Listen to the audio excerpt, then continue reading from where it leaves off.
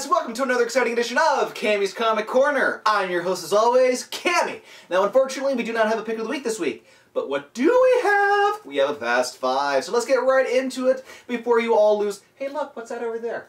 First up from Vertigo, we have Sweet Tooth number 23. Now in this issue we have Jeopard looking for love in all the wrong places. Then we also have Gus and the other children realizing, no, it is really nice to stay at this nice little compound here, despite Gus still feeling that urge to go to Alaska. Well, the scientist guy takes him aside, explains to him after going through his dad's book, which is like this holy Bible, that he has reason to believe that, yes, in Alaska, they will find all their answers, where, you know, how Gus came to be.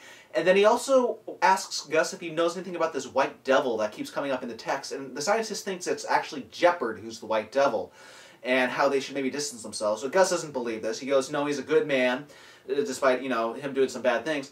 And Jeopard kind of takes Gus away to go chop some firewood.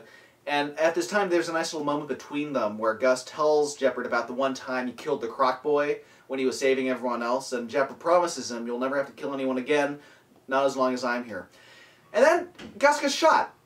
I'm sorry, what? Yeah, he got shot. Out of the blue, and that's the cliffhanger. But up to that, it was a great issue. I mean, well, that does it help make it great as well. But Sweet Tooth, it's been going on for what, 23 issues? Why haven't you picked this title up yet? Don't tell me you're waiting for it in trades. You go pick it up right now. It deserves your attention. Jeff Lemire's art is gorgeous, and the story is so mind-boggling. Next up from DC, we have Flashpoint number 3. Yes, I wasn't fond of Fear Itself number 4, but I was very fond of Flashpoint number 3. We have Barry adamant to try getting hit by lightning again, which is weird because, you know, if I had 75% burns all over my body, I would probably just give up and die. But no, Barry says, no, we've got to try it. It's just a flesh wound. We've got to go find that right size lightning bolt. And they find one, and it brings him back to that whole Speed Force, and he becomes the Flash again. And he's actually able to save Batman from falling from his death from the lightning as well. So I think it instills a confidence in Thomas Wayne now that he maybe, if they correct history, his son will be able to live on, and, you know, instead of him. And so they go to talk to Cyborg because they need to know where this Subject 1/Superman is, because Barry knows that Reverse Flash is once again screwing out with history, making sure the Justice League never comes together. I mean, Hal Jordan's already out of the picture, but Superman, there was a meteor shower, you know, people died, and there's some government conspiracy, and only Cyborg knows where he is. So convincing Cyborg that he's going to join his team, Batman gains information of where Superman is, they go bust him out, and it's this scrawny, white, pale as all hell teenager. Well, he kind of looks like a teenager, but this is Superman. And the reason he's so scrawny and weak and stuff is because it's like he's never seen sunlight, ever. Because, you know, that's where Superman gets his powers from. So they break him out, they go outside with him, and he flies off. Like, he's like, wow, that's beautiful, looking at the sun. And he just flies off and leaves him there, being surrounded by guards. So just like the cliffhanger in the second issue of Flashpoint of Barry getting hit by lightning, this was like another funny cliffhanger. Like, oh, he'll get us out of here. Yes, we got Superman on our... Where's he going? Aw, crap. So I had a lot of fun with this. Andy Kubert's art is just gorgeous, and I'm trusting Jeff Johns. I mean, a lot of people are going to be protesting the new 52 titles, but no, I'll give him a chance. I like what I see so far, so why not keep up with his track record? Next up from Image, we have Chew number 19. Now, Appleby is trying to get rid of Tony Chew. Hates the guy, wants to see him die, so he's calling all these agencies, talking about how great of an agent he is, and oh god, he's going to be good on any team. But he's not going to need any takers. But NASA will give him a day test run. And the reason we find out is because Tony's sister, that's just weird, is a part of NASA, and because the FDA is getting defunded, all the funds are going to NASA now. So now these guys are the badasses. They're flying in their own private shuttles. Yeah, I said it, shuttles, getting champagne and served and all that. Well, Tony needs Tony. This is going to get really confusing. So girl Tony needs boy Tony for this one mission she's working on. They go to Area 51, and she is trying to figure out and stop an assassination attempt from happening. We get in the prologue something that's never going to happen. It's explained that's never going to happen, but this one group, this terrorist organization, Egg, is planning to take out the President of the United States, the Queen, the Pope, other like leaders of power like that, and it's up to her to prevent this from happening. Well, they go through the deepest vaults of Area 51, and there are so many great little science fiction references in this. Like, obviously, Lehman and Guillory are fans of the show Lost, but you get, like, the Black Smoke Monster in one case. You get a Cylon head. You get a magic bullet that shot JFK, and one of my favorites, Han Solo and Carbonite. So these guys have such a great sense of humor. Bottom line, they prevent this sale from happening between rogue scientists and Egg.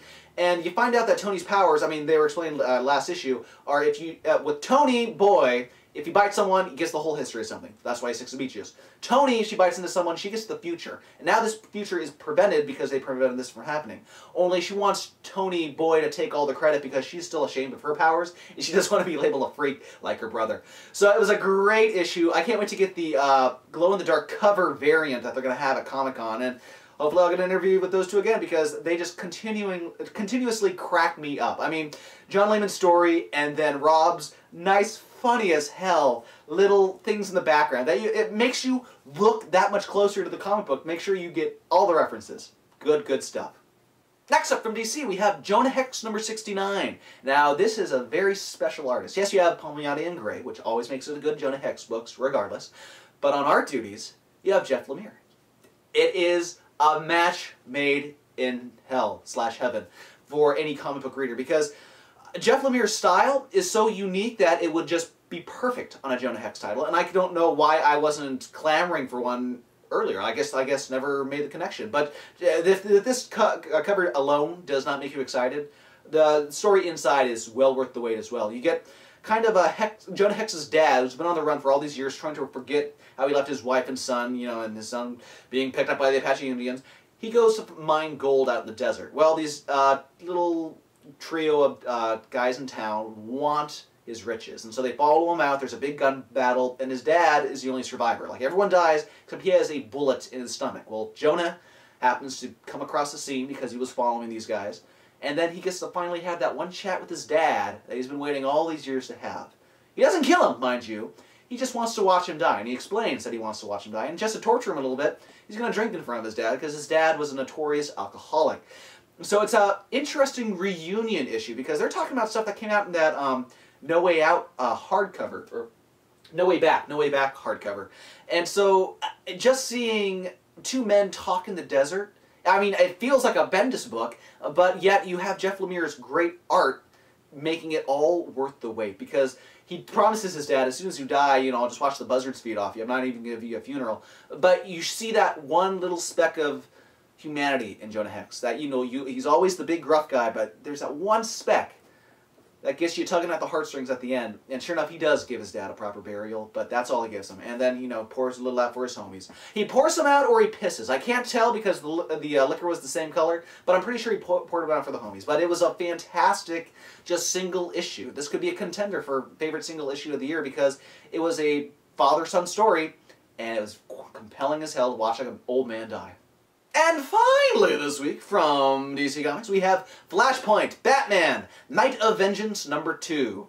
Written by Brian Azzarello and art by Eduardo Risso. You get The Hunt for the Joker. It's Jim. There was a comment made to Jim from Thomas Wayne in the previous issue saying, like, maybe you should pull your weight or something along those lines. So Jim feels like he should be the one to track down the Joker and take care of it, just so, you know, get in Thomas's good graces again and show that he is worth his weight in cop. So he goes to the Oracle to check out if she has any, you know, leads for him. And the Oracle being Selena Kyle, mind you, because Jim never had a wife or kids, so hence no Babs. So she gives him a possible lead that takes of a kidnapped pizza driver, and so he tracks it down to outside of Wayne Manor. And sure enough, when he goes inside Wayne Manor, he sees that the Joker is posed to kill one of the Dent children, and so he takes a shot at the Joker, and it turns out it wasn't the Joker, but the other Dent kid dressed up as the Joker, duct taped, you know, so she couldn't say anything. The other kid was duct taped, and so he realizes the horrible mistake he's made, but then he comes, up from behind comes the Joker to slice his throat, and as he bleeds out, you see Batman putting together the pieces of, why didn't Jim tell me this if he already contacted Oracle? Running to Wayne Manor, yells out, oh my god, what did you do this time, Martha? And that is the cliffhanger. Martha Wayne snapped and became the Joker in Flashpoint. What? one parent, you know, avenges their child's death, and the other one just goes so completely batshit insane that she becomes the Joker. And she's killing and becoming a mass murderer. And this is one of the reasons why in the main series Flashpoint, Thomas wants to die along with his wife, like it was supposed to be apparently, and have his son live on. I mean, any parent, I'm sure, would rather have their life taken than their child's, but in this case, definitely. If my mom was the Joker, oh, that would not be fun. But anyway, that was very, very entertaining. A lot of people made this their book of the week just off that last page alone, and let me tell you, that's how you end a comic book. That's damn spiffy. I'm still just in shock about how cool of a twist that was. Well, comic book fans, that does it this week for Cammy's Comic Corner. If you want more Cammy's Comic Corner goodness, go to www.cammyscomiccorner.com. Every Wednesday, you get Geeky Talkie. Every Friday, my favorite covers of the week. And every weekday, Sunday, you get the weekly the weekly video show. And then at the beginning of the month, Book of the Month. Strange Science Fantasy for July. Go check out my review and written review. It is fantastic. Scott Morse, he's a god. And then at the end of the month, the top shelf selection. So there's always tons of Cammy stuff. And if you even want more Cammy, check out @CamComicCorner on Twitter. Big Comic-Con announcement! I will be on a panel this Comic-Con. Not only will I be covering it, I will be being covered on a panel. I'm a part of the 6th annual Comics Podcasting All-Stars panel, along with some of your favorite podcasters besides yours truly. I fanboy, Comic Geek Speak, Comic Page Podcast, and more. So check out all the information on the Comic-Con website, and you'll be certainly seeing more updates from me about it. And maybe I'll give away something. Nothing's in stone yet, but hey, always a possibility. So this has been Cammy's Comic Corner. I have been your host, Cammy. I've got to go get ready for a party. It's my charge to bring the E, and well, that was the word of the day at Sesame Street the other day, so now I gotta go find Oscar the Grouch and get hooked up with the letter E, because I think that's what my friends mean, right?